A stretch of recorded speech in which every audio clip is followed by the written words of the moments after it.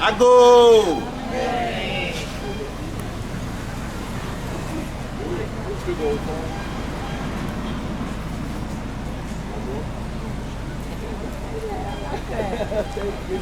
Okay, you're welcome to Honme.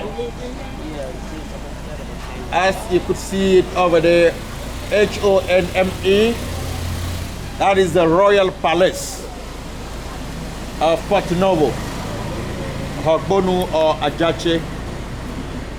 When we were at the National Museum of Togo a couple of days ago, we learned that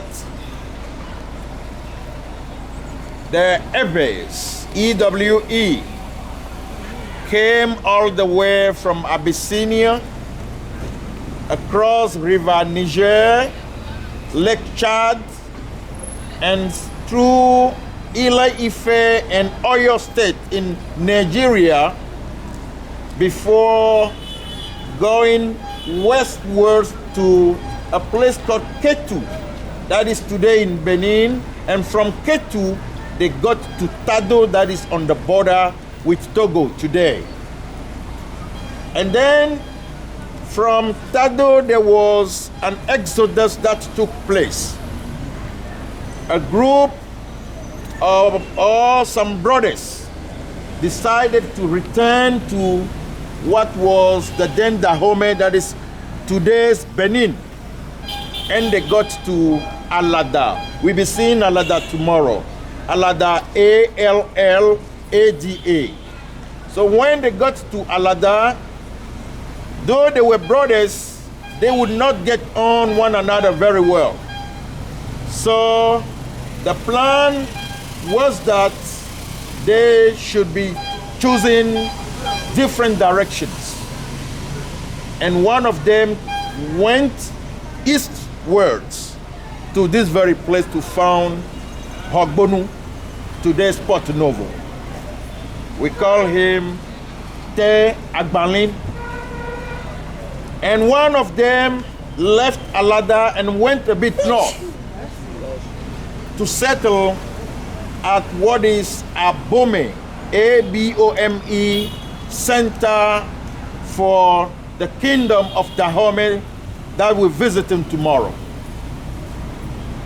So to say, people of Porto Novo, people of Alada, people of Abome, and all the Eves, because later on the Eves left Tado and went to a village called Noche in Togo. And then a great exodus took place in Noche, and people went to Ghana. Some came south to Lomé, the capital of Togo. Others back to Benin again and on to Nigeria. So all this very tribal group, because here we call them Gun, in Abome we call them Fon, and in Alada we call them Aizo. They all constitute almost one single tribal group with variances depending on the lands on which each and every one have got to settle. So this kingdom started in the 1600s, just like that of Abome. And they had been here till the arrival of the French. A lot of succession of kings, and when we get in, you notice that, okay, the reign periods have been very, very short for each king, because there have been a lot of competition among themselves, so one overthrowing one another to take the place. Then the French arrived, and the 19th king, King Toffa, Toffa, made a friend with the French. And as I said on board, Toffa signed a treaty of protectorate because he wanted to be protected by the French against the important Yoruba kingdoms, and probably even abroad against his brothers that are in Abome. So that's how the French had access to the coast. And before stepping into the land to attack the kingdom of Dahomey, It was because the coast was accessible and the French ships had been able to enter the land. And from here they went to attack Honme. And in 1894, the French took over the kingdom of Honme, and there were 6 years of rough, almost a similar transition to the 1900, from which the country became completely a French colony till 1960. So, visiting this very palace, it could be one other one, because tomorrow we're visiting more other ones when we get to Abome. It is to show us how organized our people had been before the arrival of the Europeans. It is not just a mess. We have everyone doing a particular job in the kingdom in those days. As I said, on board, we'll be visiting the court of the queens. Those are the ladies or the wives of the king. We'll be visiting the court of the council, where the king and his ministers used to meet. And also, when there were problems in the kingdom, it will be there that they will sit and settle that very problem. Then afterwards, we'll be getting to the dining room of the king, his court of relaxation, where he used to play with his attendants. And then we'll get to his own court, where he would be staying if at all he was not having visitors. From there, we'll be getting to the court of the Queen Mother. The Queen Mother is not the king's mother, but an aunt of the king, a sister of his father that has attained menopause, because the palace too is home to various places of rituals and shrines. And they believe that, okay, when ladies would be having their menses, they are not clean, they are not supposed to be in the sacred places. So the aunt that has attained the age of menopause is over here permanently to be advising the king. Compared to the Ashantis in Ghana, succession over here is patrilineal. You take after your father. Whereas among the Ashantis, the nephew will be taken after his uncle. So from the court of the Queen Mother, we'll be going to the court of the initiation court, when a king travels. Another one indeed needs to be actually installed. So it will be there that he will be trained under the supervision of the Queen Mother. Then after that very step of initiation, he was taken outside to the court of the people, where he will be introduced to the whole of the community. And it will be on that very particular day that people that are not close to the royal family would know of the departure or the death of the king. Because if this is made known publicly, that the kingdom not having a guide could be attacked from anywhere. So it will be the day, so to say, the coronation day, that he would be, it will be announced that, okay, his predecessor is no more. Then afterwards, we return to the outer court over here, where the French had been able to put up a building. It is still to show their domination over us. We've come, we've stepped into your palace and even put up a building over there. Questions, please.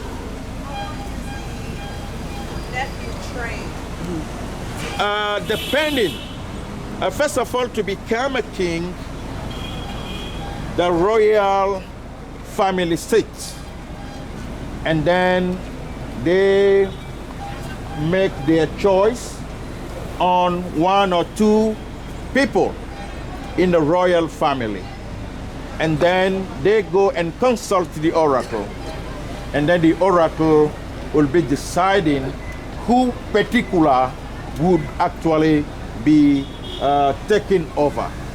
Then you need to be trained how, for example, to step in public, how to talk in public, how, for example, you could well address the problems of the kingdom. It is still that very time when they know you have got to some kind of assimilation of these very primary stages that it could be, announced that we having today a new king. It happens in the palace and no one knows about it. So is that days, weeks, months? It could take weeks, it could take months, and even in some lands it could take years. So during all that time, nobody knows that the king is trained? Nobody knows. Life goes on normal. Nobody knows. That is even the main reason why even when our presidents around here are sick, it is a secret. Right. You just say, okay, he's traveled somewhere. Makes me not stop. Yeah, no one knows where he's going. I could remember that then president of Togo in the year 2005. The gentleman died in Lome. They put him on a plane. They said they were taking him to Italy for treatment. And then that it was when they were in the years that they noticed that, okay, the guy passed on. So they returned through Morocco. They even didn't announce it to the Moroccan kingdom. They just said, okay, Mr. President was not feeling well. We're taking him to the hospital, but we want to make a stopover. And then people came with flowers and everything, but they knew the gentleman has passed on already. So from there, they came straight back to Togo to announce the news that, okay, he has passed on. So it is always kept a secret till probably they put in place all the system that they want to work.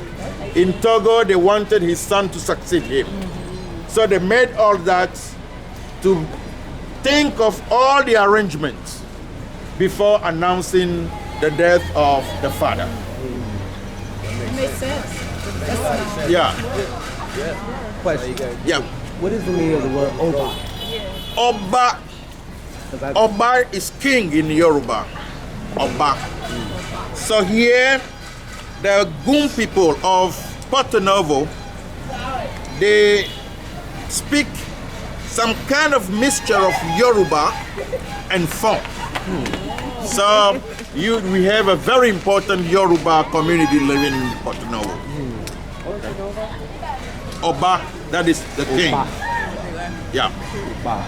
So Okay. Batala is king of the earth. Yeah, king of the earth. Shall we please step in? There are a lot of steps.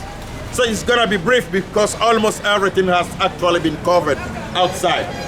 Could get hot too inside, so that's true.